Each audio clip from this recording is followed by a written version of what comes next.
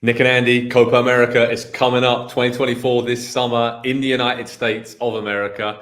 Group stage is interesting, right? Because I think obviously when we look at the format, the CONCACAF teams coming in to play with the Commonwealth teams, 16 teams qualified. The groups, Nick, are pretty even in terms of two giants, two teams that would have to do really well to make it into the knockout rounds. But any kind of struggles you foresee for some of these bigger nations? Any groups that have really caught your eye ahead of this tournament across the USA this summer? Yeah, look, the one I'm going to be watching, well, besides the US, the one I'm going to be watching the closest is Group B, because I do think Mexico is the best team in the group, but Ecuador is a solid team. Jamaica has talent. They can, and Venezuela as well. I don't expect either of them. Kind of like you mentioned, it is 2-2 here, but either one of them, if they threw their weight behind, if they had their star player show up, if Mikel Antonio had a day or two.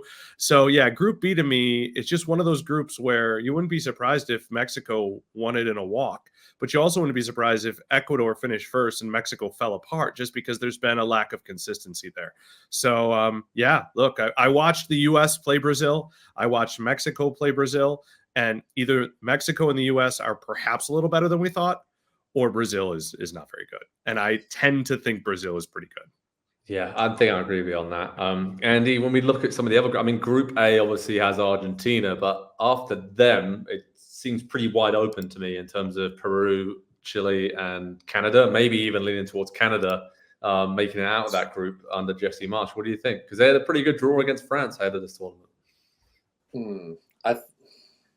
I would not want to be Canada in that spot, in that group. Okay. Those are obviously, Argentina aside, just they're Argentina. Peru and Chile, two of the most difficult, historically speaking, teams to play against. Very robust, very organized, very talented as well. We're not talking about a country that doesn't have talent. And it feels like, to me, for Canada, and kind of I feel this way about a lot of the CONCACAF teams in this tournament, I kind of foresee a lot of pain for CONCACAF in this. And Mexico being such an unknown at this point, such a question mark, they could win the group, they could finish fourth, and I could see a scenario where maybe only one CONCACAF team gets out of the group stage. Obviously, we're all here sitting hoping that's going to be the U.S. But as far as Canada in that group, Jesse Marsch being so new in the job, I think actually is kind of an asset to this team a little bit. It gives them a bit more freedom, I think, and a little bit less expectation that this is a transitional period. And so maybe they go out there and they play freely and loosely. But we've seen, at the World Cup, not the most impressive side. It looked like it was a bit early for them. This is a perfect marker, a perfect litmus test for Canada at the halfway point to the next World Cup. It's and honestly, just because I'm passionate about this, I'm hopeful that Jesse Marsch is the one who kind of surprises. They don't have, and this is kind of endemic for Canada, they don't have any center backs. They don't really have a elite midfield. Osorio's still, to me, their best player. I know people like Eustachio. They're leaning on Davies and Jonathan David, and I just don't think that's enough at a Copa America. Yeah, I agree. It's going to be interesting for all the CONCACAF teams, right? Who now they're testing themselves at a very different level, and it's great for World Cup preparation for 2 years' time. But I think we are going to be just really closely watching and judging what the next 2 years is going to bring based on this summer for all Mexico, Canada, USA, and all of the CONCACAF teams competing. Nick, when we talk about sort of fairy tales or surprise stories, we're looking through, it feels like the obvious one, I don't know if this is a fairy tale, but Colombia. Maybe I'm just saying this because they hammered the US recently, but the fact that it looks decent that they could make it through from Group D as the runners-up, or maybe even beat Brazil to top spot, given some of Brazil's struggles. It feels like this could be the summer when they really do something. But again, I feel like we've been here before with Colombia, where they're almost like the hipster club or nation, right? They're almost like everyone's favorite second team and exciting and talented. But it feels a bit different this summer. Am I foolish for putting all of my eggs in the Colombia basket when it comes to a fairy tale? No, you're not. Okay. Diaz looked fantastic the other night. They got goals from everybody. The whole attack, even when they subbed, was attacking with vigor. There's an understanding of the system. I thought Sanchez from Spurs was fantastic in that game. I mean, he'll be tested a little bit better, I think, by different front lines, but the USA front line is not bad. So yeah, Colombia to me, 22 matches unbeaten? I don't know if they've played since the US game. I would assume that maybe they did. They're a scary team, but I mean, fairy tales, and we'll talk about this in a different segment. The fairy tale is all on the host to me. After the Brazil game and the way they played, they're going to get out of that group unless they faceplant, because the first two games are Bolivia and Panama. They get to decide whether they think they're going to have a chance against Uruguay. And we've, now that I've seen them play with Brazil, even though they needed Matt Turner, the quarterfinal is just a little bit less scary, and it's on home soil. So I think the fairy tale would be the US or Mexico. Honestly, a CONCACAF team, Mexico winning it on their rival soil, like those are, after Colombia, the fairy tale is there in CONCACAF. Andy, anybody else? I mean, Ecuador, right? Look decent, and I've obviously Caicedo and a few really good up and coming players in world football. But any other breakout players or teams that you expect to really take this tournament by storm that we're perhaps not looking at?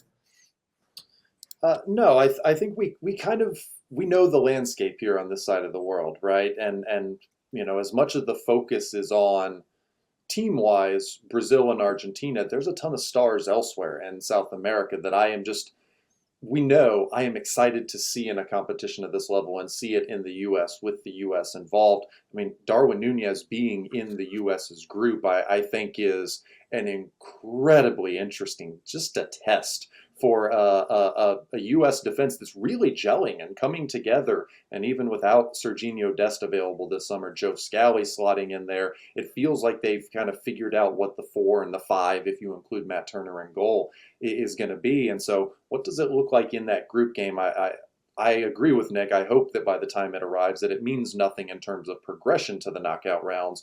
But that's, to me, the game that I'm most looking forward to at this tournament. And it's in Kansas City, right, as well, your hometown. So US, Europe. It helps. Obviously, it's going to be a great game. In terms of favourites, I mean, Nick, obviously, like Andy, we want the US to do well. They're not the favourites, Brazil and Argentina are, but after those two powerhouses, it probably is the US as the third favourite. Am I being a little bit too outlandish with that prediction or that statement there? I hope so. Okay. Look, I just hold CONMEBOL in such high regard, especially in a tournament setting. And it's not really against the U.S., who they have some tournament metal now. I don't think Berhalter's going to mess it up or anything like that. But I personally think the reality check will probably come in that Uruguay game. That's why I ask, are they going to go for it? Man, is that team good. And their midfield is fantastic. And I think they have 3 or 4 of the top 10 to 15 players in the tournament. I mean, maybe we should have mentioned them earlier. That is a dark horse caliber team who is also going to waltz into the final game of that group. So yeah, I think Argentina is still the favorite, but yeah. We expect Uruguay now, though, to be in that kind of upper bracket in South America, right? That's okay, probably... Yeah. I guess I didn't know where we stood there. I do, but I haven't heard anyone talk about them. Yeah. And maybe I think that's what qualifies them. So maybe they're just not, maybe we assume, maybe they have reached that everyone just, like, we wouldn't have had to mention Brazil, right, in this segment, and everyone would know that's the elephant in the room. Maybe it's a different pachyderm that is Uruguay, but that's a good team. Jimenez from Atleti.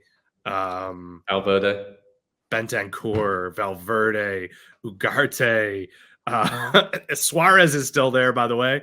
I watched him score 2 goals and 2 assists. I mean, I know it was an MLS, but he didn't look like a guy who couldn't finish anymore in person. So yeah, I think that's a scary team. Andy, who's your favourites right now to win it? Is there a clear favourite? Are we a bit concerned about what we've seen from Brazil in these friendlies? Nope. All right. Not concerned. Not concerned. Just you look at the team, you realize that everybody almost in the squad is healthy and available. They've all had good or great seasons for their clubs. They're in a bit of a kind of a warm down and then ramp back up period at this point in the friendlies. That's why they're there.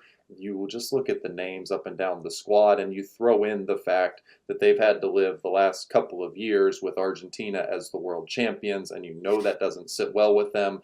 The last couple of years with Argentina as the South American champions, and you know that doesn't sit well with them. And so the motivation for everybody at Copa America this summer, nobody is nearly as close to Brazil. And so I take all those factors and I say, you've got the best team with the most motivation and the biggest need, not want, but need to win it.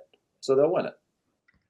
I think Argentina is the favorite. It's an easy answer, but obviously the reigning World Cup champions, reigning South American champions. Messi just in really good form for Inter Miami, and I think just loves playing for Argentina. Obviously, he says that so many times and just is relishing these final few years of his career, as he's been talking about recently. I just think that it sets up very nicely for them in the group stage and getting through. And I think, when we're looking at it, obviously, if they win their group, then, looks like it's going to be a pretty easy path through again to the semifinals. And then that's really where they're coming to their full. I think they had the strongest, deepest squad, and Brazil maybe has a few other issues, maybe defensively, where they're a bit more in transition than Argentina. So that's where I'd give them the edge. But it's going to be a great tournament this summer. We'll keep you covered on Pro Soccer Talk, on NBCSports.com, from everything from Copa America, as the US, Mexico, all the CONCACAF teams pit their wits against South America's finest. Really excited for this one, especially ahead of the World Cup in the US, Mexico, and Canada in 2026. It's 2 years away. This is a great test for the CONCACAF nations. Hi there, I'm Rebecca Lowe, studio host for NBC's coverage of the Premier League. Don't forget to hit subscribe to watch more videos all season long. And for even more Premier League content, from original series to live matches, head over to Peacock. And be sure to tune in for Premier League mornings every weekend on USA Network and on Peacock. We will see you there.